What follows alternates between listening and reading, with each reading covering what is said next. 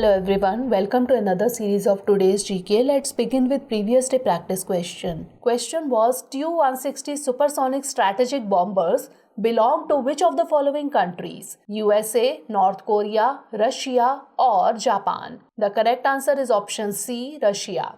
Tu-160 supersonic strategic bomber is a variable sweep-wing supersonic strategic missile carrier. It was manufactured by the Tupolev Aircraft Research and Engineering Complex, Joint Stock Company of Moscow and the Kazan Gorbunov Aircraft Production Association in Tatarstan from 1980 to 1992. Hence, option C is correct. Tu-160 was designated as White Swan due to its maneuverability and anti-flash white finish. The purpose of the aircraft is the delivery of nuclear and conventional weapons deep in continental theaters of operation. Now let's begin today's session. First question is, recently the term Super Vasuki was in news. It is ballistic missile, freight train, nuclear submarine or rocket system. The correct answer is option B, freight train. The railways conducted a test run of its longest freight train, Super Vasuki, with 295 loaded wagons carrying over 27,000 tons of coal on August 15, 2022. Hence, option B is correct. The 3.5 kilometer long freight train covered the distance of about 267 km between Korba in Chhattisgarh and Rajnandgaon in Nagpur. It was run by the Southeast Central Railway, that is SECR. This is the longest and heaviest freight train ever run by the railways. The train was formed by combining 5 rakes of goods train as one unit.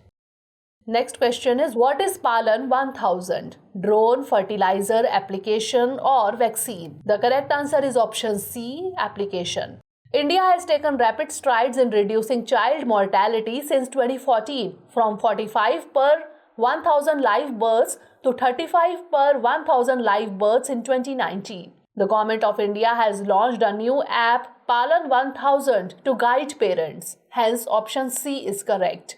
Palan 1000 focuses on the cognitive development of children in the first 2 years of their life. The app will provide practical advice to caregivers on what they can do in their everyday routine and help clear doubts. The app combines coaching for parents, families, and other caregivers with services designed to meet the family's basic needs. The program is aligned with the mission of the Rashtriya Bal Swasthya Karyakram, emphasizing responsive care and focused interventions during the first 1000 days.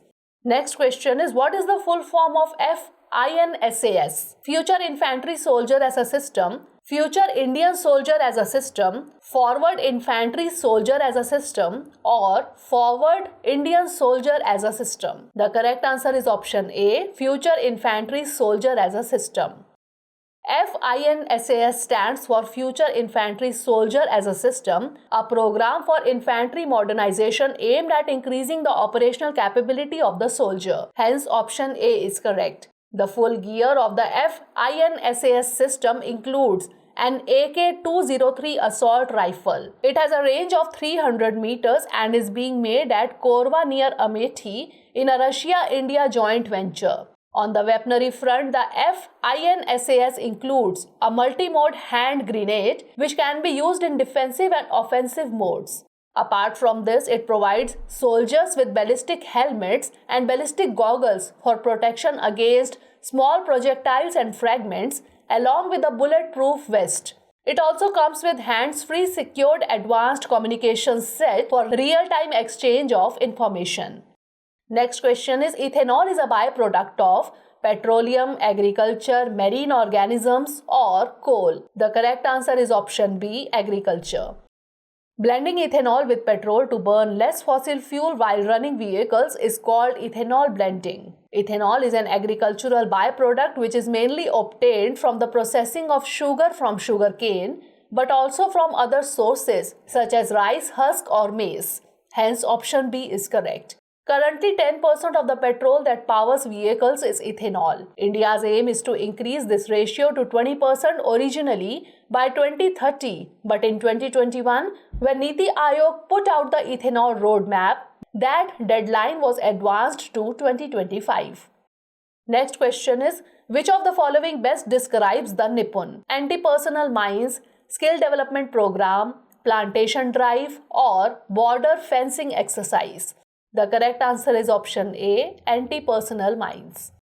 Nippon mines are indigenously designed and developed anti-personnel mines termed by the DRDO as soft target blast munition. These mines are meant to act as the first line of defense against infiltrators and enemy infantry. They have been developed with the efforts of Armament Research and Development Establishment, a Pune-based DRDO facility, and Indian industry. Anti-personnel mines are meant to be used against humans as against anti-tank mines that are aimed at heavy vehicles. They are smaller in size and can be deployed in large numbers. Hence, option A is correct. Next question is, who among the following is known as the daughter of the hills? Rani Chennamma, Velu Nachiyar, Durgavati Devi, or Rani Gaidinliu? The correct answer is option D, Rani Gaidinliu. Born in 1915 in present-day Manipur, Rani Gaidinliu was a Naga spiritual and political leader who fought the British. She joined the Heraka religious movement, which later became a movement to drive out the British. She rebelled against the empire and refused to pay taxes, asking people to do the same. The former Prime Minister of India, Jawaharlal Nehru, described Gaidinliu as the daughter of the hills. He also gave her the title of Rani for her courage. Hence, option D is correct. Next question is, in the first phase, Digi Yatra will not be rolled out at Bengaluru, Varanasi, Delhi, or Chennai. The correct answer is option D, Chennai.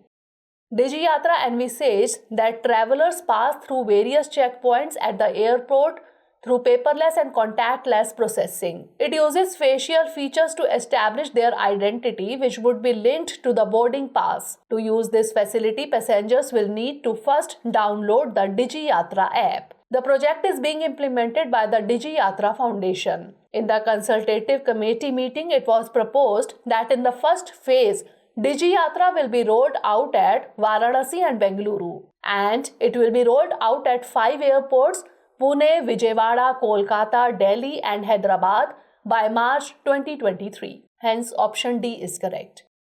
Next question is, African swine fever or ASF is caused by bacteria, fungi, protozoa, or virus. The correct answer is option D, virus.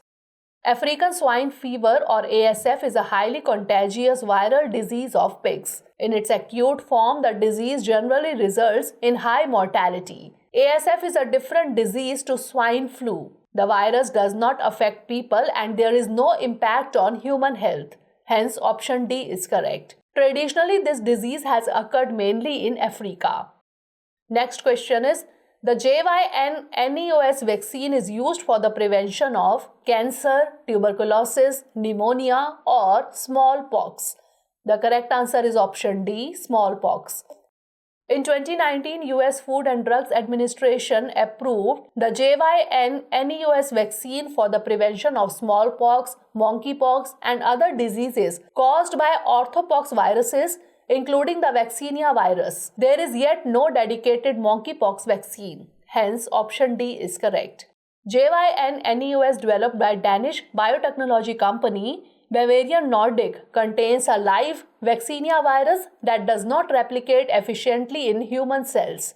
The vaccinia virus is the smallpox virus but is made incapable of replicating within the body. It is administered as 2 injections 28 days apart. The immune response takes 14 days after the second dose. Last question is, the recently launched Manthan platform is led by Ministry of Home Affairs, Office of Principal Scientific Advisor, Niti Aayog, or DRDO. The correct answer is option B, Office of Principal Scientific Advisor. Recently, the Indian government unveiled the Manthan platform to drive collaboration between the industry and research institutes to implement technology-based social impact innovations and solutions in the country. It will be led by the Office of the Principal Scientific Advisor. It will facilitate knowledge transfers and interactions through information exchange sessions, exhibitions, and events to develop a framework for future science, innovation, and technology-led growth. Hence, option B is correct. Now it's time for the practice question. the postal identification number or PIN was introduced in India in 1952, 1962, 1972 or 1982? Send the answer of this question in the comment section. Stay tuned for the next episode. Thanks for watching.